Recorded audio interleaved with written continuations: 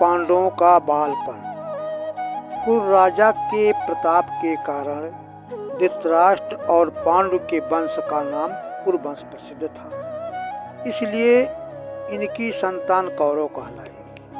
धृतराष्ट्र के पुत्र भी कौरव थे और पांडु के पुत्र भी कौरव थे, किंतु फिर भी पांडु के पुत्रों को पांडव कहा जाता था और धृतराष्ट्र के पुत्रों को ही कौरव कहा जाता था। सब बच्चे धीरे धीरे बड़े होने लगे, आपस में खेल कूद का समय बिताने लगे।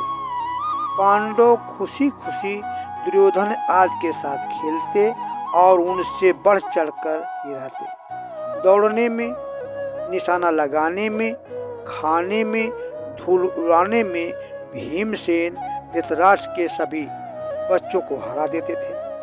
भीमसेन चुपके से छिपकर उनका सिर पकड़ लेते और दूसरे को टक्कर मारते।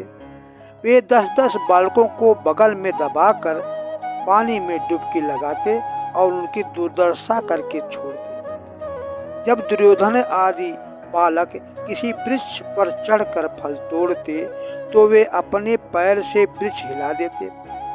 बच्चे भी फलों के साथ नीचे टपक पड़ते।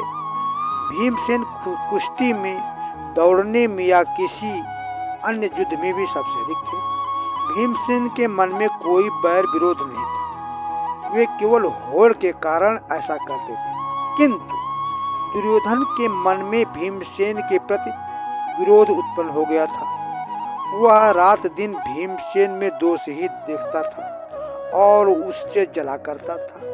दुर्योधन सोचने लगा कि भीमसेन बड़ा होकर कहीं हम सबको मारकर सारा राज अपने आप न हड़प ले, इसलिए वह भीमसेन को अभी से मार देने की ताक में रहने लगा। एक बार दुर्योधन ने जल में खेलने की व्यवस्था की। गंगा के तट पर प्रमाणकोटि स्थान पर तंबू और खेमे लगवाए गए। वहां सब प्रकार का भोजन पहुंचा दिया गया। दुर्योधन ने भीमसेन के लिए पिस मिली हुई मिठाई तैयार करवाई थी।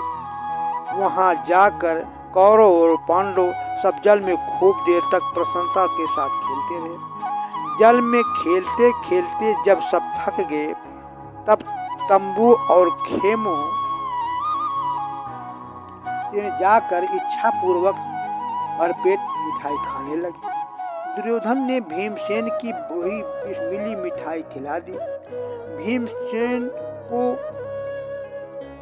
कुछ पता ना चला, वह खुशी खुशी सब मिठाई खा गए।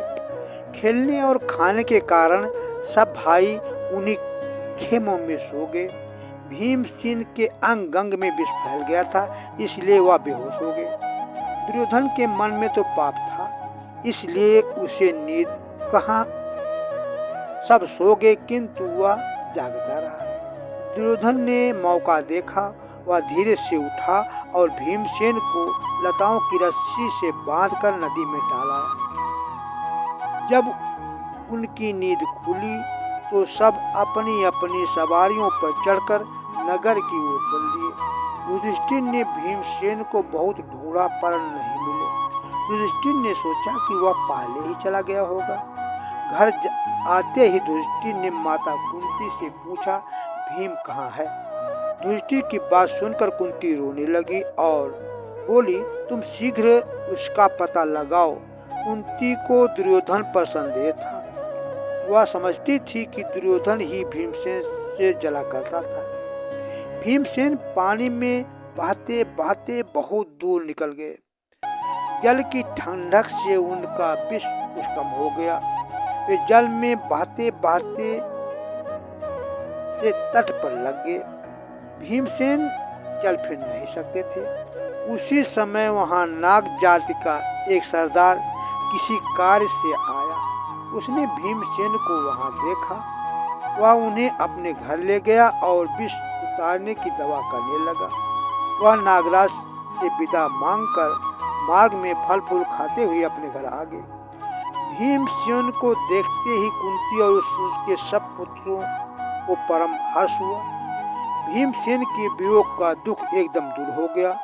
माता कुंती और चारों भाइयों ने भीमसेन को बहुत देर तक अपने शरीर से हर्ष के मारे लिपटाए रखा। इसके बाद भीम ने दुर्योधन की दुष्टता की सारी कथा कहा सुनाई।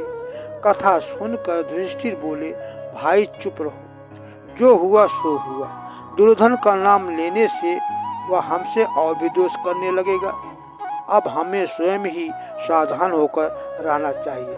कुछ देर के बाद विदुर जी भी वहां आ पहुंचे। उन्होंने भी पांडवों को यह सलाह दी। विदुर पांडवों को सदा बहुत अच्छी शिक्षा दिया करते थे। पांडव भी विदुर की सम्मति के विरुद्ध कभी कोई कार्य नहीं करते थे।